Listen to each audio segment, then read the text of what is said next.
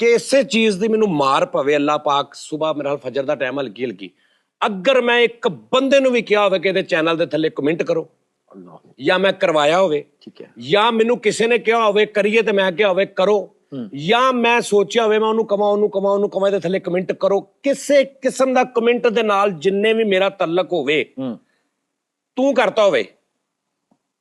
ਤੇ ਮੈਨੂੰ ਪਤਾ ਹੋਵੇ ਸੀਬ ਨੇ ਕੀਤਾ ਤਾਂ ਵੀ।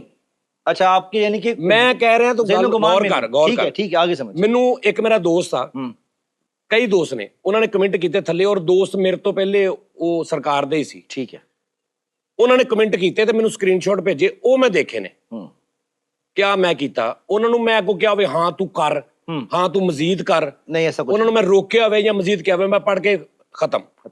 ठीक है, वो मेरा नहीं, वो किसी ने करते, अगर मेरा कोई तल्लक वाला आपने कोई तूल नहीं मैं दिया। क्या होवे किसी किस्म दा जो मैं नहीं भी कह पा रहा, जो अल्फाज सारे इच पा लो कि मेरा 1% लिंक होवे, मैनू इहदी मार पवे, मैं इस कंडीशन ते आ गया, मैनू सजा भुगत लैण दे जिहड़ी मैं गलती कीती ना अज तो 5-6 साल पहले, चुके कि मैं बट ते पट्टी फिल्म बना के चाचा बूटा कला करके, रोड शो कला करके, सारा कुछ करके ते मैं फिर इन्हां नूं कहा लो थाली च आ जाओ,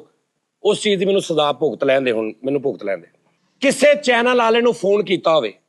ਮੈਨੂੰ ਫੋਨ ਆਏ ਨੇ ਤੇ ਮੈਂ ਸਵਾਏ ਇਸ ਤੋਂ ਇਲਾਵਾ ਉਹਨਾਂ ਨੂੰ ਕਿਹਾ ਹੋਵੇ ਕਿ ਭਾਈ ਨੂੰ ਸਾਡੀ ਟੀਮ ਦਾ ਹਿੱਸਾ ਨਹੀਂ, ਉਹ ਚਲਾ ਗਿਆ, ਉਹ ਆਪਣਾ ਲਹਿਦਾ ਕਰ ਰਿਹਾ,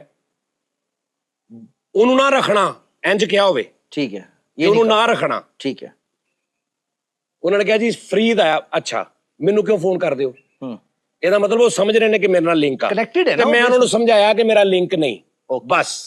नहीं आपको कितनी कॉल्स आई? इल्जाम 2 चैनल से आई, 2 चैनल से आई। इल्जाम ये है कि मैं फोन करता हूँ, नहीं नहीं हाँ ठीक है, बिल्कुल ठीक है, उस इल्जाम का जवाब दूंगा ना, ठीक है, उनके आते हैं वो तो नहीं मसला, नहीं मसला, मैंने किया हो, आपने नहीं किया, मैंने किया हो कि जी इनू ना रखना, या मैं इरादा तन दी भांजी मारी होवे अस्तगफिरुल्लाह ते मैनू इहदी मार पवे,